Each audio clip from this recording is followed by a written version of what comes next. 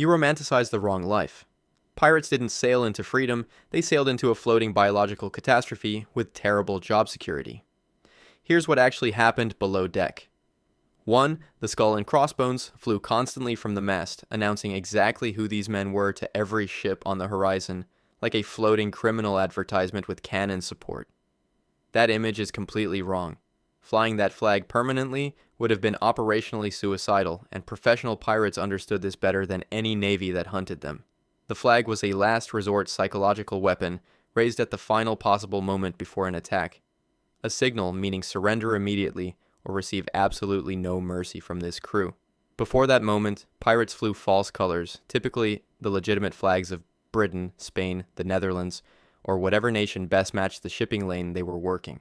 The disguise allowed them to close the distance to a target vessel without triggering defensive preparation or flight.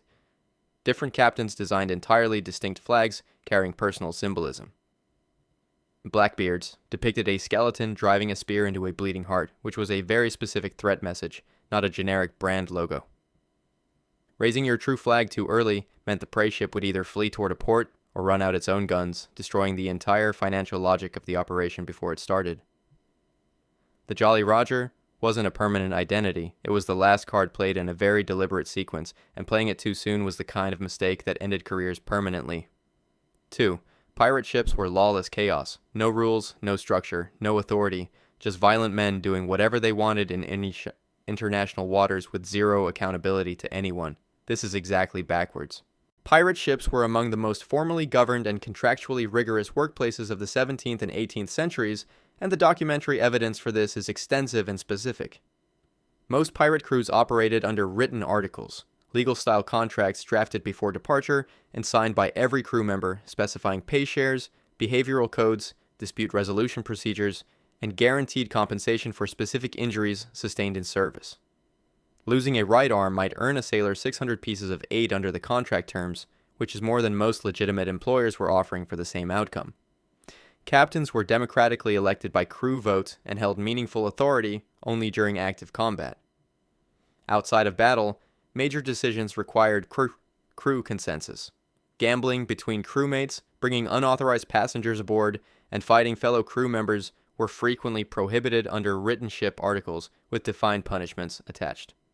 Bartholomew Roberts ran a vessel with mandatory lights out at 8 in the evening and required all personal disputes to be settled on shore rather than on deck.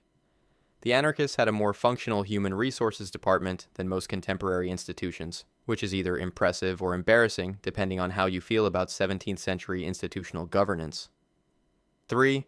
Condemned prisoners and captured enemies were marched to the edge of a wooden plank extended over the ocean, forced at sword point to walk off the end into the water below, making it the signature pirate execution method. There is almost no credible historical documentation supporting this as a common or even occasional pirate practice during the actual golden age of piracy. The phrase barely appears in any primary historical sources before the 19th century, and historians trace the practice almost entirely to literary invention that was subsequently reproduced by cartoonists, novelists, and filmmakers until it became indistinguishable from established fact. Pirates who wanted enemies dead had considerably more efficient options available: throwing them directly overboard, marooning them on uninhabited coastlines, or applying a punishment called the sweat, which involved forcing a man to run circles around the mast at sword point until physical collapse. Elaborate theatrical executions served no practical purpose and actually worked against the pirate business model, because crews on merchant ships were far more likely to surrender without resistance if they expected to be released rather than walked off a plank. Killing captives casually destroyed the incentive for peaceful surrender, which was the entire operational preference of a crew that wanted undamaged ships and intact cargo. The plank exists in exactly one place: the imagination of 19th century fiction writers who needed a visual, and every version you've seen since then is that fiction recycled. 4. Pirates murdered everyone they encountered. Bloodthirsty career killers who left no survivors, took no prisoners, and operated exclusively through maximum violence applied to every target without exception or calculation.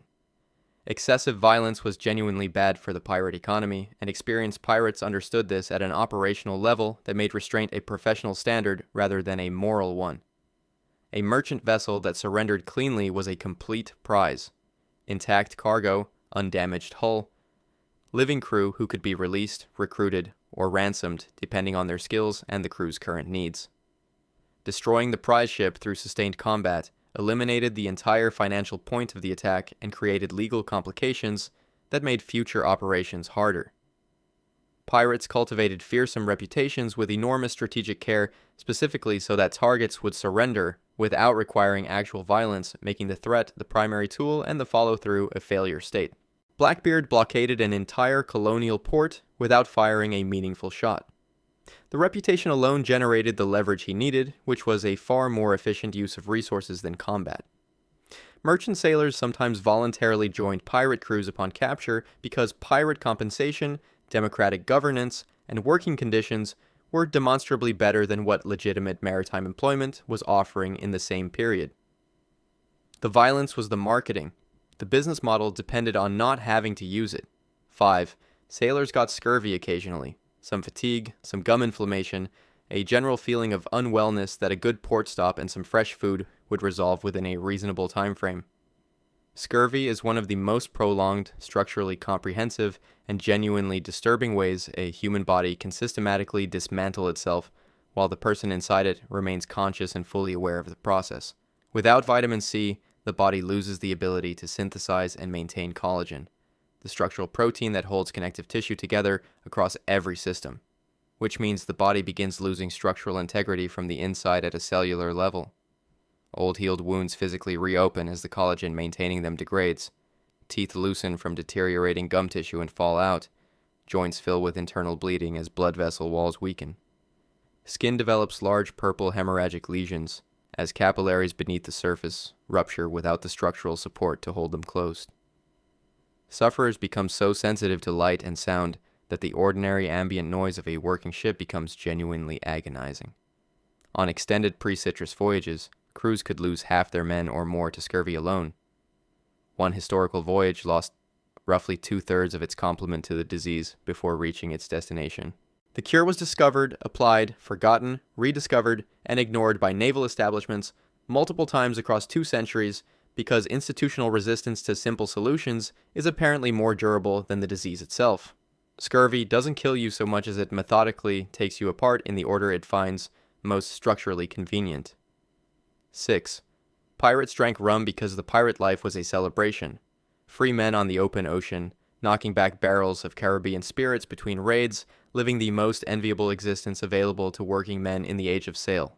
Rum was consumed in the quantities it was consumed largely because the stored water aboard a working ship became a biological hazard within days to weeks of departure, and alcohol was one of the few available substances that made the alternative less immediately lethal.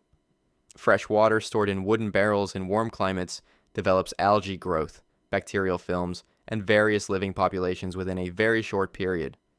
It becomes visually repulsive, produces a smell that accounts of the period described without restraint, and becomes genuinely pathogenic in ways that caused real casualties on voyages too long to allow port stops. Alcohol inhibits bacterial growth, which made weak beer and spirits measurably safer to drink than the water in the barrel sitting next to them by the midpoint of any significant voyage. The British Royal Navy issued a daily rum ration to sailors well into the 20th century. The practice only ended in 1970, meaning the tradition persisted for roughly 2.5 centuries past the point where the medical justification still fully applied. Chronic low-grade alcohol consumption combined with endemic malnutrition meant many sailors operated in a state of mild perpetual impairment they would have simply described as feeling normal. Pirates weren't drinking because life was a celebration, they were drinking because the water was trying to kill them and the rum was the slower option. 7 below-deck sleeping accommodations were simple but sufficient, a hammock swaying gently in the dark, sailors resting peacefully between their duties, the gentle sounds of the ocean providing an ambient backdrop to earned rest. The below-deck sleeping environment of a working pirate vessel was a sensory experience so comprehensively unpleasant that no single descriptive category fully contains it, and the historical accounts from people who lived it don't lean toward restraint on the details.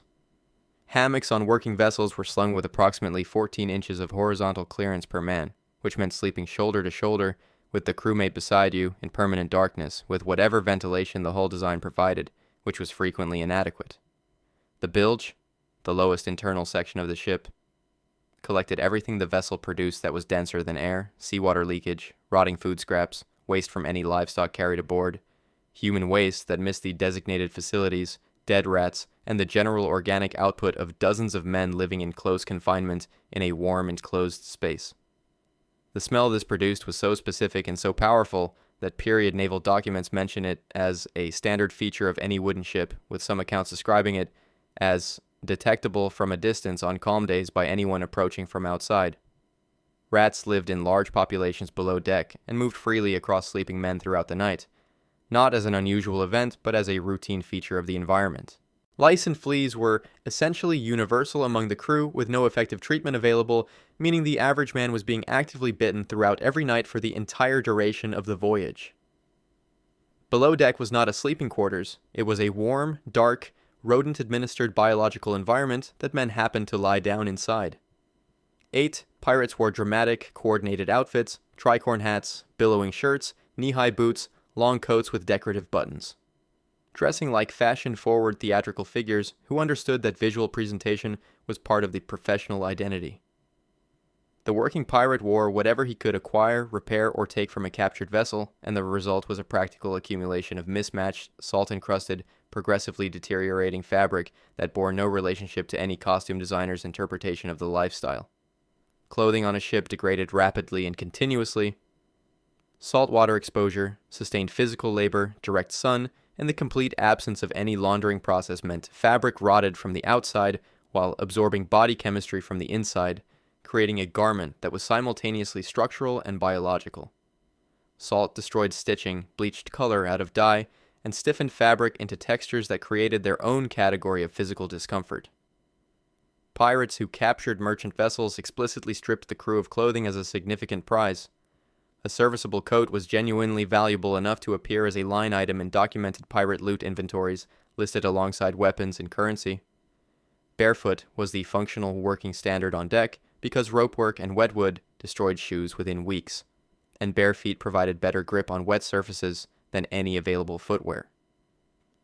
The dramatic pirate aesthetic that every costume department reproduces was invented by 19th and 20th century illustrators, designing for visual impact on a printed page, not for historical accuracy across an ocean.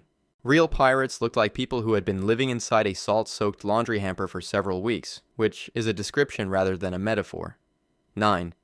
Pirates accumulated vast treasure chests of gold coins and precious gems which they buried on remote islands for safekeeping, marked their locations on maps with an X, and planned to retrieve later when the operational environment permitted a quiet retirement. There is virtually no credible historical evidence that burying treasure was a common pirate practice, and the financial structure of pirate operations makes it almost logistically impossible as a standard behavior. Pirate articles required the immediate division of plunder among the crew according to contracted shares following any successful capture. Hoarding undistributed loot was a direct violation of the ship's governing rules and carried real consequences under the democratic discipline structure. The single most historically documented instance of buried pirate treasure, Captain Kidd's cash left on an island in the northeastern Atlantic, was excavated almost immediately by authorities and used as primary physical evidence against him at his subsequent trial, which is not the outcome a successful burial strategy is supposed to produce. The buried treasure mythology is almost entirely traceable to a single 19th century novel that defined every pirate narrative that followed it in Western popular culture, which means the entire treasure map tradition is a literary invention that got mistaken for historical documentation. Most pirate wealth was liquid in the most literal operational sense, spent rapidly in port towns on food, alcohol, gambling, and voyage supplies because pirates had no functioning banking infrastructure, limited life expectancy for any given enterprise, and no rational incentive to delay consuming resources they might not survive to retrieve. A buried chest is just a very slow and geographically complicated way to lose your savings. 10. The captain's word was absolute law aboard a pirate ship. An iron authority whose decisions were final, whose commands were immediate, and whose position was permanent until he chose otherwise or was killed in battle. Pirate captains held some of the most conditional, revocable, and externally constrained authority of any leadership position in the entire age of sail, and the structural mechanisms keeping them accountable were specific, functional, and enforced. On most pirate vessels, the captain was elected by crew vote and held genuine decision-making authority, only during active combat situations. All other significant operational decisions required crew consensus or majority vote, depending on the specific ship's articles. A separate officer called the quartermaster held authority over the distribution of food and plunder, the management of day-to-day discipline, and the resolution of crew disputes, functioning as a direct institutional check on anything the captain might otherwise decide unilaterally. Captains who were deemed too violent, too financially unproductive, or simply wrong about too many consecutive decisions were voted out of position, sometimes marooned with the same consequences they might have inflicted on enemies, sometimes simply relieved of functional authority while remaining nominally aboard. Stede Bonnet, who entered piracy as a reasonably wealthy individual with his own vessel, was functionally stripped of command authority by his own crew, who judged him operationally incompetent, at which point Blackbeard took effective control of the operation entirely. A pirate captain had roughly the job security of any elected official in a system where the electorate works directly alongside the official every day and can call a vote at any point the results stop justifying the position. 11. Pirates wore eye patches because they had lost eyes in battle, a visible injury sustained during combat that marked the wearer as experienced, dangerous, and authentically scarred by the profession in ways that commanded immediate respect. The most functionally compelling explanation for eye patch use among working sailors has nothing to do with injury and everything to do with a very specific practical problem created by the physical environment of a fighting ship. Human eyes require approximately 25 minutes to fully adapt from bright daylight conditions to low light or dark environments. A significant tactical problem when a sailor needs to move rapidly and repeatedly between the sunlit deck and the near total darkness of the below-deck spaces during a combat situation, where speed of movement and immediate visual orientation are directly linked to survival. Keeping one eye permanently dark adapted by covering it with a patch meant a fighter could move below deck and have immediate functional vision without the adaptation delay. A genuine tactical advantage in a situation where 25 minutes of visual impairment could be terminal. This explanation has been examined and validated by modern researchers and is considered a plausible functional reason for the practice among sailors, separate from the injury-based cases. Splinter injuries to eyes from cannon impacts on wooden hulls were genuinely frequent.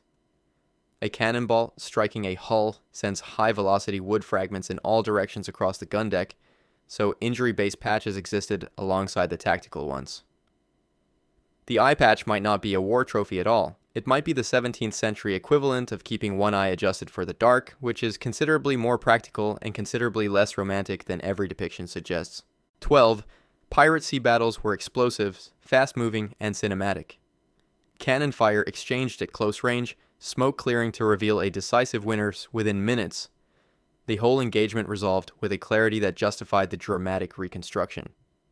Naval cannon engagements were slow, catastrophically loud, smoke-blind, and frequently inconclusive.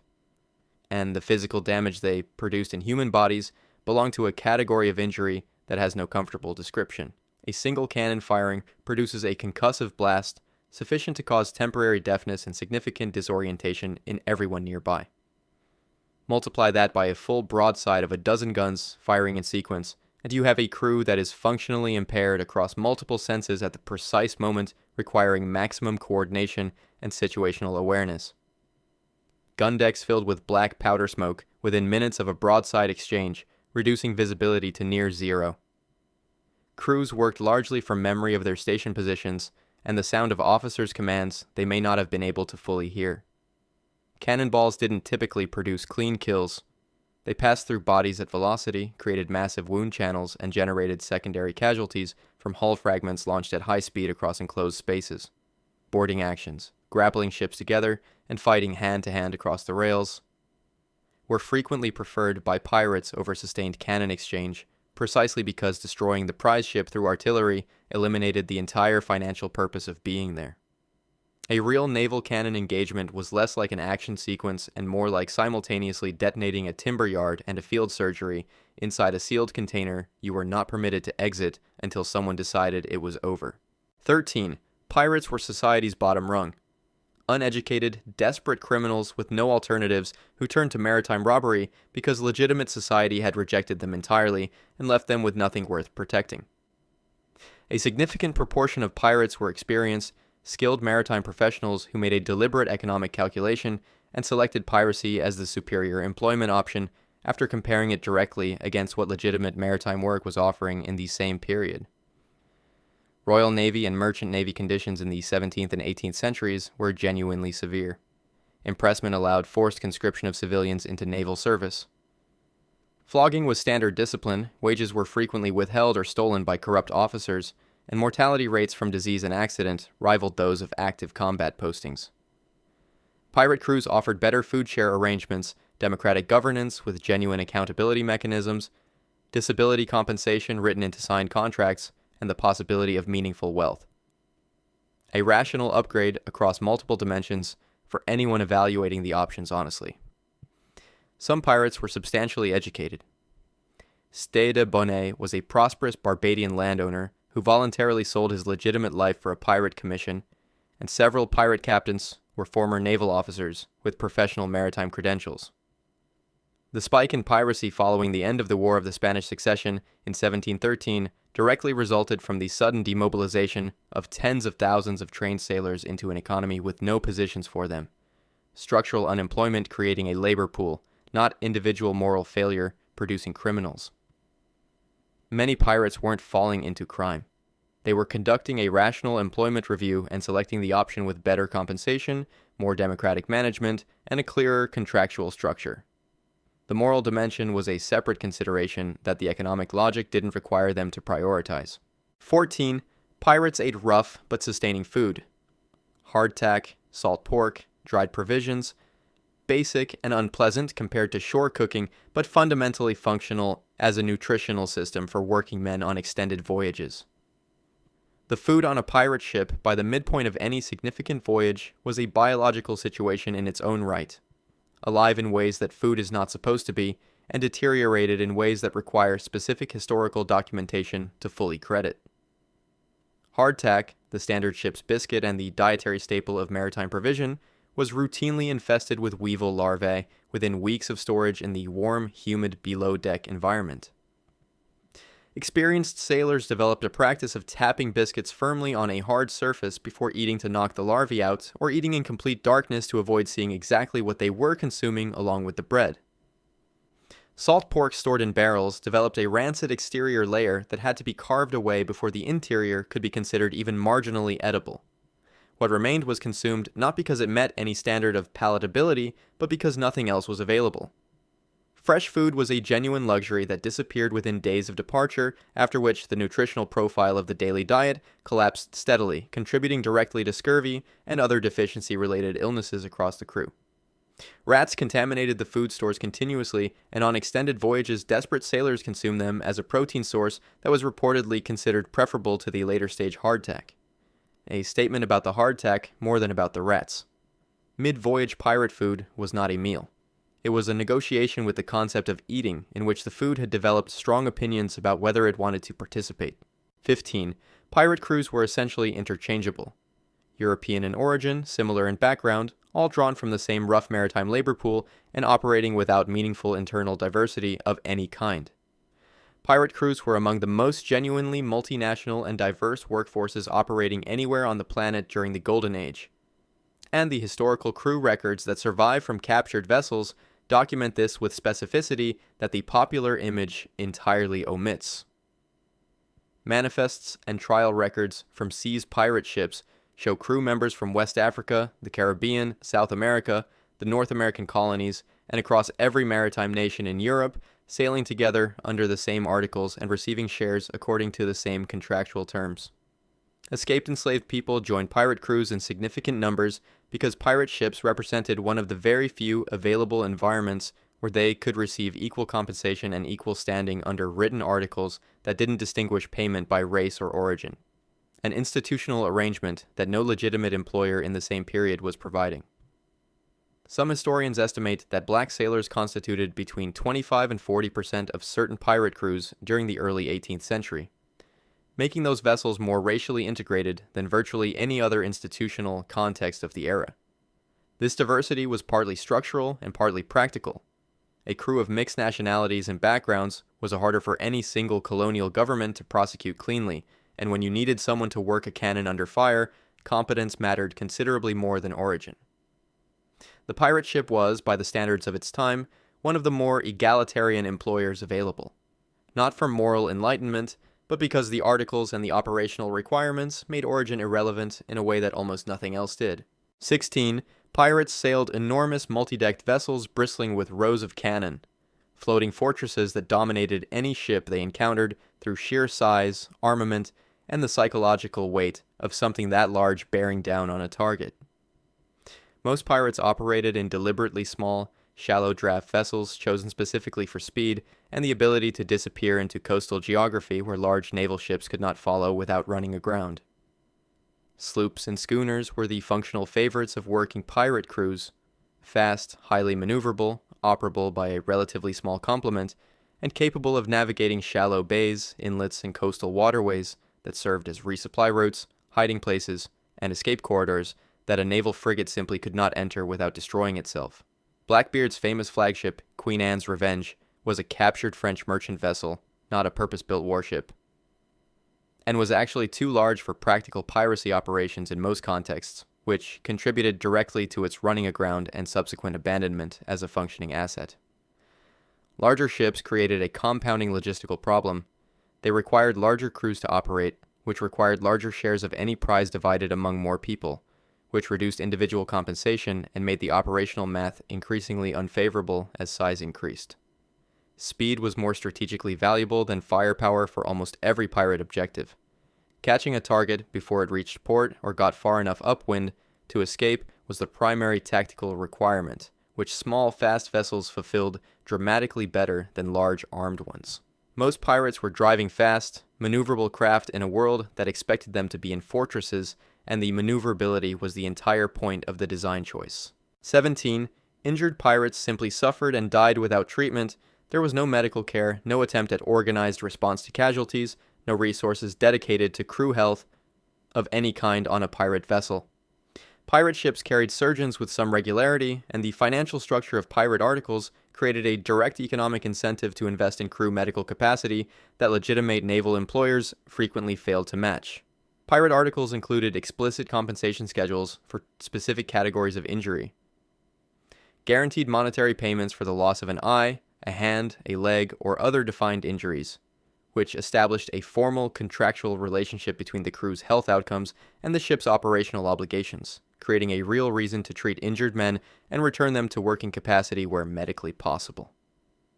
Pirate surgeons operated without hospital infrastructure, with limited and often improvised supplies, under the time pressure of active aftermath, and frequently immediately following the event that created the casualties. Conditions that demanded a specific kind of competence that bears almost no resemblance to surgery in any controlled environment. Amputation was the primary available intervention for significant limb injuries, and speed of execution was genuinely the primary technical skill. A capable ship's surgeon completed an amputation in under 2 minutes to minimize the duration of shock, which was the primary immediate mortality risk. What killed people after the surgery was not the operation itself, but the infection and fever that followed in an environment with no antiseptic knowledge, no germ theory, and no ability to maintain sterile conditions in a bilge-scented wooden hull. The surgery was survivable at a rate that surprises people who assume otherwise.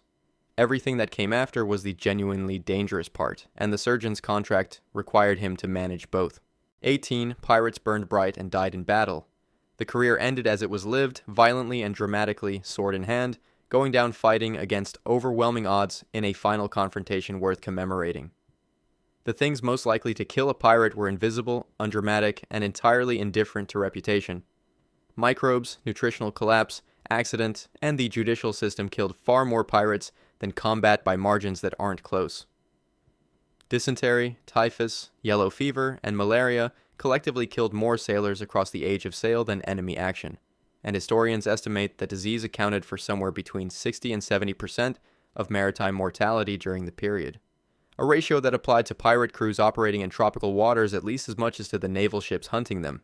Shipboard accidents, falling from rigging during sail management, being crushed by shifting cargo or equipment, drowning during storm conditions while working on deck, were a continuous non-combat mortality category that claimed men on ordinary voyage days with no enemy involvement whatsoever. Pirates who were captured faced trial and execution rather than death in battle. Public hanging was the standard outcome for convicted pirates, with bodies sometimes displayed afterward in iron cages at harbor entrances as deterrent advertising for the colonial admiralty. Calico Jack's crew was captured while heavily intoxicated during a port stop, and the documentation of that capture describes a group largely incapable of mounting coherent defense. The romanticized last stand was not how that particular story concluded. The glorious pirate death in battle was mostly a story told by people who weren't present for the actual ending. 19. There existed a universal pirate code, a set of shared principles respected across the entire pirate community, a fraternal bond that created mutual obligations and professional standards recognized by every crew operating under a pirate flag. There was no universal pirate code, no cross-ship governing authority, and no shared legal system recognized by the broader pirate community. Individual ships had their own written articles, and pirates robbed, deceived, and killed each other with the same professional willingness they brought to targets flying legitimate flags. Each pirate vessel operated under its own specifically drafted articles, negotiated and signed by that particular crew before that particular voyage. There was no body of pirate law that one crew was obligated to honor because another crew had agreed to something similar somewhere else. Pirates actively preyed on other pirates when the opportunity was financially attractive. The fact that a target vessel was also operating as a pirate ship provided exactly zero immunity from robbery because there was no enforcement mechanism for any concept of mutual protection. The idea of a universal pirate code was largely constructed and formalized by fiction writers who needed a simple governing logic for their narratives, and the actual ship articles that historical pirates signed were practical labor contracts, not philosophical statements of cross-crew brotherhood. When pirate crews did cooperate temporarily, sailing together or sharing operational intelligence, the arrangement persisted exactly as long as it remained mutually profitable and dissolved when it stopped being so. The honor among pirates was exactly as durable as the honor among thieves in any other context, which is to say it lasted until someone ran the calculation and found a better option. 20. The greatest threats to a pirate operation came from outside: navies, rival crews, storms, navigational hazards, while the crew itself represented a known and manageable internal environment. The interior of the ship, the crew's collective health, their behavioral dynamics, and the interpersonal pressures generated by extreme confinement was a source of ongoing operational risk that competed seriously with any external threat on the mortality and mission failure ledger. Disease spreading through a confined crew could incapacitate or eliminate a significant portion of the fighting force within a very short window. The same physical intimacy that made the crew a functional unit made epidemic illness essentially impossible to contain once it entered the population. Yellow fever, introduced through port contact in tropical regions, could move through an entire crew in days, and the mortality rate in non-immune European origin populations operating in Caribbean waters was severe enough to functionally end voyages before they reached their operational objectives. Interpersonal violence, despite articles and regulations, was a chronic management problem. Alcohol access during port stops combined with the psychological pressure of confined living in close quarters created conflict that governance structures attempted and sometimes failed to adequately prevent. The mental deterioration that extended voyages produced in crew members was documented in period accounts using the language available to observers at the time: melancholy, instability, deteriorating judgment, and represented a genuine operational risk on long passages with no port relief in sight. The social dynamics of a small crew living in intimate physical proximity for months with no privacy whatsoever and no exit from the social environment created interpersonal pressures that written articles could regulate but could not eliminate. The most dangerous things on a pirate ship were also the most inescapable. 21. Pirates accumulated great personal fortunes over successful careers.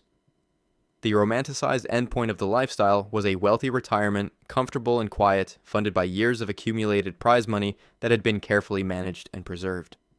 Very few pirates accumulated lasting personal wealth, and the structural economics of how pirate operations actually functioned made long-term wealth accumulation nearly impossible as a practical outcome, rather than a theoretical aspiration.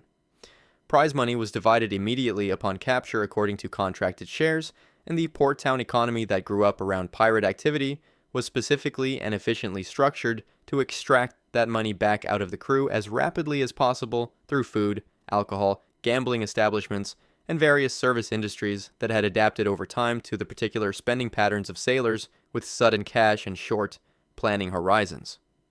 The largest single expenditure category for pirates in port was consumables, goods and services that produced no lasting asset and generated no future income, creating a financial cycle in which large sums arrived and departed without accumulating into anything a sailor could retire on. Pirates who attempted to transition their criminal wealth into legitimate assets faced the structural problem that converting stolen goods into property required engaging with commercial systems that were monitored by the same colonial authorities looking to prosecute them. Henry Avery, one of the most financially successful pirates in history by total prize value from a single operation, reportedly died in poverty in England, unable to convert his seized wealth into anything spendable without exposing himself to prosecution. Piracy had excellent revenue and catastrophic financial planning, and the retirement plan was consistently the weakest component of the entire operation. 22. The daily experience between encounters was broken by storms and raids into episodes of genuine adventure. The ordinary voyage days were simply the transitional intervals between the meaningful events that define the career.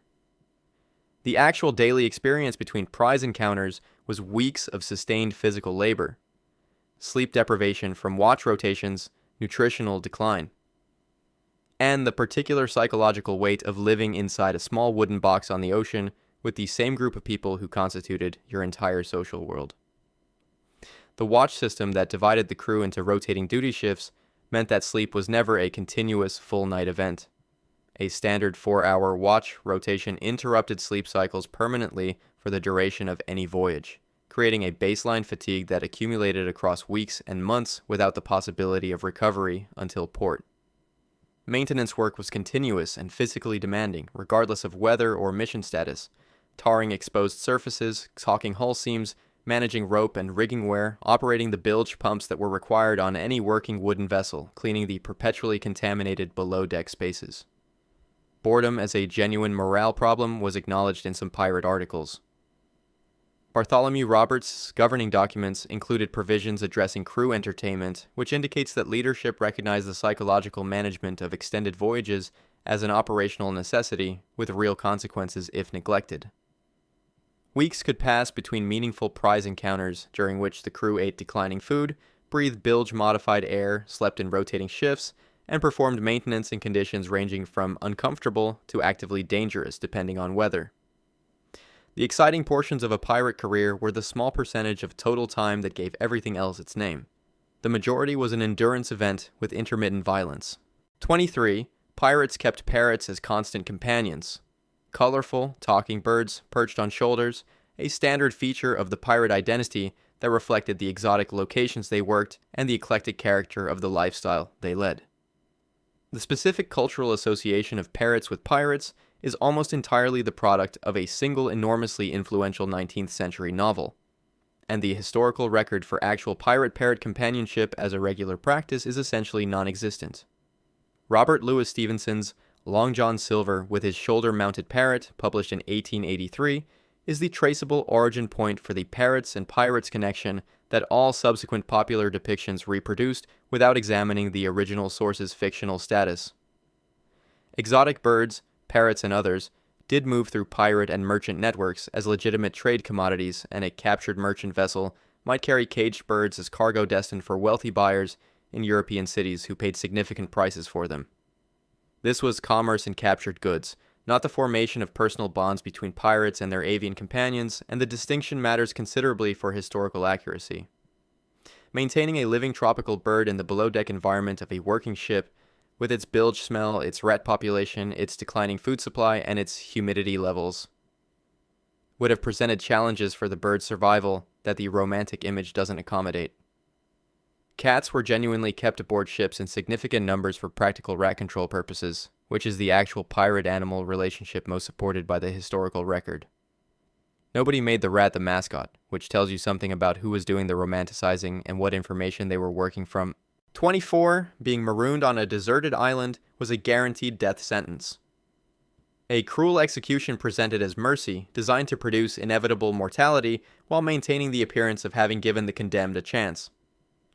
Marooning was a deliberate disciplinary punishment specifically designed to be survivable, functioning in practice as a combination of public humiliation, career termination, and social exile rather than as a death sentence with extra steps. Individuals subjected to marooning were typically provided with a loaded pistol, officially explained as defense against wildlife, and unofficially understood as an option of last resort if survival appeared impossible, which was considered a humane provision within the cultural context of the practice. Islands used for marooning were frequently selected for proximity to established shipping lanes, where rescue by a passing vessel was a genuine statistical possibility rather than an unrealistic hope invented to make the punishment sound better than it was. Alexander Selkirk, the historical individual whose documented experience provided the foundational material for Robinson Crusoe, survived over 4 years of marooning on a Pacific island and was recovered in reasonable health by a vessel that happened to stop, demonstrating that the punishment's survivability was not entirely theoretical. Marooning was applied specifically as a consequence for serious violations of ship articles. Cowardice during combat and cheating fellow crew members were the most commonly cited triggers. And it was a disciplinary instrument in a governed system, not an act of casual cruelty. Marooning was the pirate equivalent of being escorted from the building after a serious policy violation. Uncomfortable, potentially permanent, and absolutely designed as a message to everyone watching the departure. 25. Pirate ships were well armed at all times, the weapons representing a reliable source of tactical advantage that the crew could deploy with confidence whenever operational circumstances required. The management of gunpowder and the weapon systems dependent on it was a daily exercise in controlled anxiety, because the arsenal itself posed a continuous and severe existential threat to the ship and every person aboard that required constant active management to avoid. Black powder is extremely sensitive to moisture, heat, and spark under the storage conditions available on a wooden ship at sea. Maintaining it in a usable state required sealed powder magazines, careful handling protocols, and continuous attention to the condition of the storage environment in a vessel where controlling humidity was essentially impossible. A single spark reaching the powder magazine could produce a catastrophic detonation that destroyed the ship almost instantaneously. Magazine explosions sank multiple warships and pirate vessels throughout the period, making the risk not theoretical, but historically documented across numerous specific incidents. Cannons required regular cleaning, maintenance, and careful loading procedures. A fouled cannon could misfire explosively, with lethal consequences for the gun crew positioned directly alongside it in the confined space of the gun deck. Small arms, pistols, cutlasses, boarding axes, and similar weapons were often prioritized over naval guns by pirate crews because boarding actions were operationally preferred to sustained cannon exchange. And individual weapons required less infrastructure to maintain than artillery systems. The arsenal wasn't just dangerous to enemies, it was dangerous to the crew every single day the ship remained at sea, and managing that danger was a permanent operational requirement that existed alongside everything else. 26. Successful pirate navigation operated on instinct and accumulated sea experience. Natural sailors who read the water, the wind, and the stars, and didn't need formal instruments or charts to find their way across open ocean. Effective piracy depended heavily on skilled technical navigation, and the deliberate capture of navigational instruments and charts during prize seizures was a high-priority objective that pirate crews pursued with the same strategic intention they applied to gold and weapons. Quadrants, magnetic compasses, and navigational charts were among the most operationally valued items taken from captured vessels, and they appear in documented pirate prize inventories alongside currency and armaments, reflecting their real operational necessity rather than any incidental collection impulse. Dead reckoning, the standard navigational method of the period, required continuous calculation of speed, heading, and elapsed time to maintain an estimated position across open ocean, with error accumulating with every passing day and every variable in the calculation that couldn't be measured precisely. Longitude could not be reliably calculated at sea before the late 18th century, meaning all navigation before that point operated with inherent positional uncertainty that required experienced judgment to interpret and manage safely across any extended passage. Pirates operating in unfamiliar waters without charts or capable navigators faced dramatically elevated risks of running aground, which was an operationally terminal event. Losing the ship to a reef because the navigator didn't know where the reef was eliminated every objective the voyage was designed to accomplish. The pirates who survived and prospered weren't the ones trusting their instincts. They were the ones who stole the best charts and recruited the most capable people to read them. 27. Rum and the broader culture of drinking represented a form of ongoing celebration aboard pirate ships. Free men marking their freedom from conventional society through a lifestyle of uninterrupted indulgence that included constant access to alcohol. Functional piracy required highly specific physical skills performed under conditions that punished impairment directly and immediately. A crew genuinely incapacitated by alcohol would fail at the most basic requirements of sailing, navigation, and combat in ways that produced rapid and irreversible consequences. Managing sails on a moving vessel in variable wind required coordinated crew action, precise timing, and spatial awareness at significant heights above a moving deck. A set of tasks that genuine intoxication made not just difficult, but actively lethal to the person attempting them. Many pirate articles explicitly regulated alcohol consumption and established consequences for being incapacitated during working duties. The democratic governance structure that crew members valued for other protections also worked against unlimited drinking as a threat to collective operational safety. Heavy drinking was concentrated during port stays, not during active voyages. Port time was when extended consumption occurred without the immediate physical consequences of a moving vessel demanding constant crew attention, while sea operations imposed their own brutal functional sobriety requirements on anyone who wanted to remain alive and employed. Calico Jack's crew was captured while substantially intoxicated during a port stop, and the historical documentation of that encounter describes a group largely unable to mount a coherent resistance, demonstrating precisely why operational drunkenness was not compatible with the requirements of the profession at the moments when those requirements became most critical. You cannot manage wet rigging in a storm while genuinely drunk. The ocean doesn't offer a second attempt. 28. Women were almost entirely absent from piracy. The rare famous names proved only that exceptions occurred against an overwhelming baseline of exclusively male participation in maritime criminal enterprise. While women were prohibited under most pirate articles from sailing openly, and while the most famous English-language examples are indeed a small group, the historical record of female participation in piracy across global maritime traditions is considerably broader and less exceptional than the famous cases from the Atlantic theater suggest. Anne Bonny and Mary Read are the well-documented examples from the Caribbean, but Chinese maritime piracy produced Qing Shi, who commanded a confederation of hundreds of vessels and tens of thousands of sailors at the peak of her operational authority, making her arguably the most successful pirate commander in recorded history by any metric that includes fleet size, revenue, and institutional durability. Qing Shi's fleet operated under her own governance articles, which were notably stricter than most European pirate codes in several respects, including severe penalties for unauthorized interactions with captured female civilians. An administrative detail that reflects the extent to which she was governing a functioning institution rather than managing a criminal enterprise informally. The prohibition on women in European pirate articles was partly practical, managing interpersonal conflict within a confined all-male crew, and partly reflective of the broader social structures the crew came from, neither of which constitutes a statement about capability or historical participation. Women also participated in piracy as commanders and financial organizers in East Asian, West African, and Irish maritime traditions, suggesting that the female absence in the pirate narrative is substantially a documentation bias in European-centered historical sources rather than a reflection of who was actually involved. 29. Pirate ships were ungovernable and prone to constant internal power struggles. A perpetual state of mutiny, backstabbing, and leadership crisis that made every voyage a political emergency alongside everything else. Pirate ships were specifically structured to address the conditions that generated mutinies on legitimate vessels, and genuine violent coups were less common on democratic pirate ships than on the naval and merchant vessels that operated under authoritarian command. The primary driver of mutiny on legitimate maritime vessels was accumulated resentment from structural inequality. Officers fed well while common sailors starved, punishment applied arbitrarily by commanders with no accountability, wages withheld or stolen by officers with no recourse available to the crew.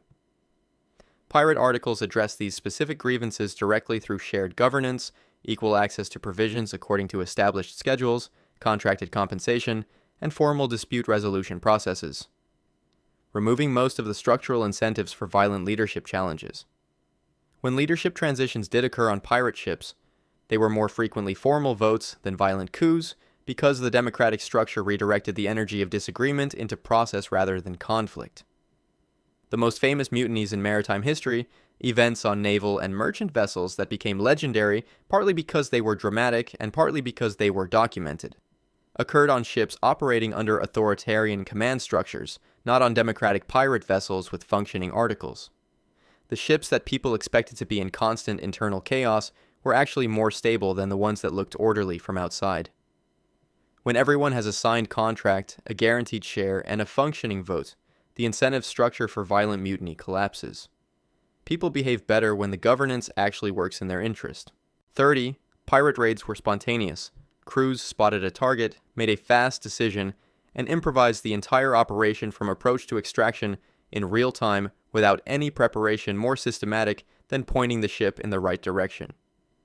Successful pirate operations depended on intelligence gathering, deliberate strategic positioning, local knowledge that took time to accumulate, and in some cases weeks or months of preparation before any attack was attempted. Port towns friendly to pirate operations functioned as active intelligence hubs where information about merchant shipping schedules, cargo manifests, convoy routes, and naval patrol patterns circulated as a traded commodity with real value. Knowledge about what was sailing where was worth money, and the networks that produced it were organized and maintained with professional care. Pirates positioned themselves at specific points in established shipping lanes during periods of high traffic volume, maximizing encounter probability while staying outside the effective patrol range of naval vessels based in colonial ports. A calculation that required knowledge of both the merchant traffic patterns and the naval response capability. The approach sequence, flying false flags, misrepresenting crew size and armament, maneuvering for optimal attack geometry, required deliberate tactical planning executed over hours before any hostile action was visible to the target. Some pirate operations involving multiple coordinated vessels included assigned approach roles and prearranged signaling, indicating a level of pre-combat planning and inter-ship communication that bears no resemblance to spontaneous opportunism. Successful piracy looked like improvisation from outside. From inside, it was market research, competitive intelligence, logistics planning, and deliberate positioning. The spontaneity was the final 2%, and even that was performed by people who had rehearsed the scenario. 31. Navies and pirates were perpetually matched adversaries. Two competing maritime forces in ongoing equilibrium, the contest between them representing a durable and balanced conflict that defined the era. When national governments made the genuine institutional decision to suppress piracy as a priority rather than a nuisance. The Golden Age collapsed within roughly a decade of coordinated effort, demonstrating that the equilibrium was never real and the pirates' apparent strength was entirely dependent on governmental indifference. The Golden Age of piracy as a meaningful historical phenomenon lasted approximately from 1716 to 1726. A 10-year window sustained not by pirate military capability, but by the specific political and economic conditions that made colonial authorities unwilling to commit the resources required for effective suppression. Woodes Rogers arrived in Nassau in 1718 with a naval squadron and a combination of royal pardon offers and immediate execution of those who refused. And the largest pirate base in the Atlantic effectively ceased to function as such within months of his arrival, without a sustained military campaign of any significant duration. Pirates had no shipyards, no protected home ports, no industrial supply chains, and no ability to replace lost vessels and crew at anything approaching the scale and speed available to national navies. Meaning sustained attrition warfare was a structural impossibility from the pirate side, regardless of individual tactical capability. The real asset pirates held was not military power, but political will. Specifically, the absence of political will on the other side. The moment that calculation changed and colonial embarrassment outweighed colonial profit from tolerated piracy, the operational advantage reversed almost immediately and permanently. The Golden Age was always built on institutional indifference, not military parity. 32. The ship itself sailed on regardless of what the hull looked like below the waterline. The outer visible condition of the vessel communicated the crew's professionalism, but the underwater hull was a separate concern that experienced crews simply managed over time. The maintenance challenges of operating a wooden ship without access to proper port infrastructure meant that hull degradation was a continuous and serious operational threat that required active strategic management to prevent it from becoming a terminal problem. Careening, the process of beaching the ship, unloading all cargo and armament, and physically scraping and repairing the underwater hull, was essential every few months in warm water operating environments, and without a protected home port, pirates had to execute this process in concealed coastal locations under time pressure that compromised the thoroughness of the work.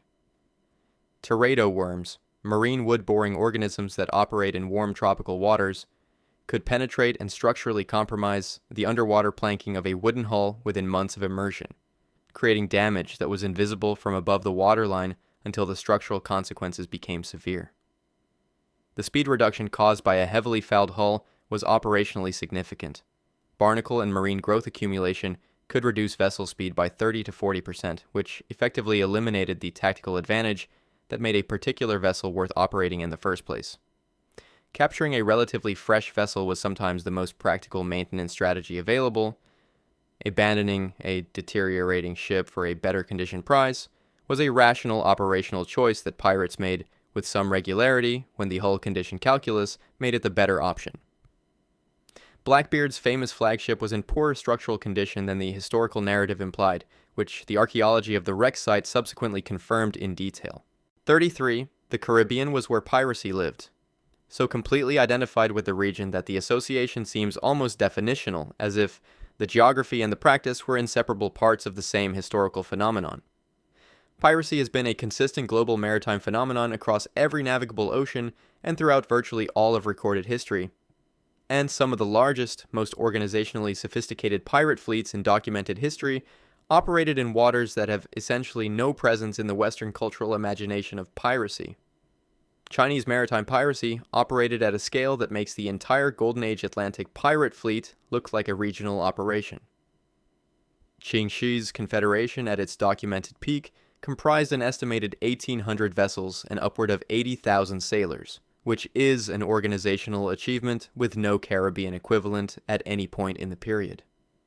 The Barbary Coast operated as a major piracy hub for over 3 centuries, with operations extending far enough into northern European waters to include documented raids on coastal settlements in Iceland. A geographic reach that represents genuine strategic ambition, not opportunistic coastal robbery. And the enslaved European population resulting from those operations is estimated in the hundreds of thousands by conservative accounts. Mediterranean piracy predates Caribbean piracy by millennia. Julius Caesar was captured by pirates in the Mediterranean in 75 BCE, held for ransom while reportedly telling his captors he would return to crucify them, and then did exactly that following his release.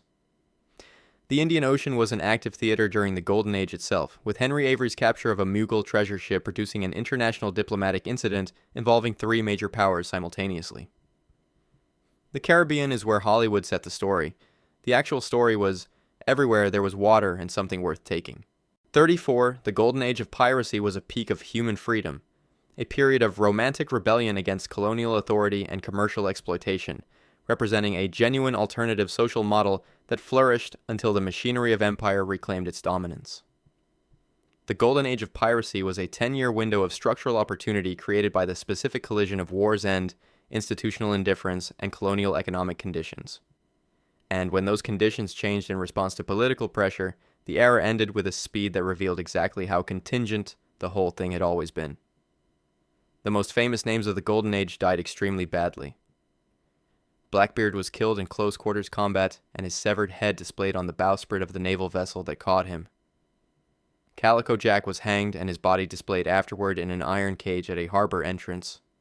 Bartholomew Roberts was killed by naval grapeshot while dressed in his finest coat before his crew surrendered, and was largely tried and executed in a mass proceeding.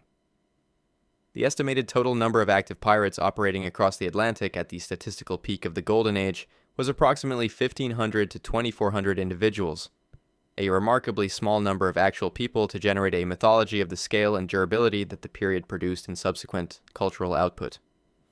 The Romanticism was applied retrospectively by 19th century writers working a full century after the events, for audiences with none of the sensory, health, or mortality information that would have significantly complicated the picture they were constructing. The Golden Age looked golden from a distance of 100 years, and several comfortable literary removes from the actual smell, the scurvy, the watch rotations, the weevil-infested biscuits, and the hanged bodies displayed at harbor entrances as deterrent advertising. Distance is the only alchemy the Golden Age ever actually produced. If you want to see more, click the video on screen now.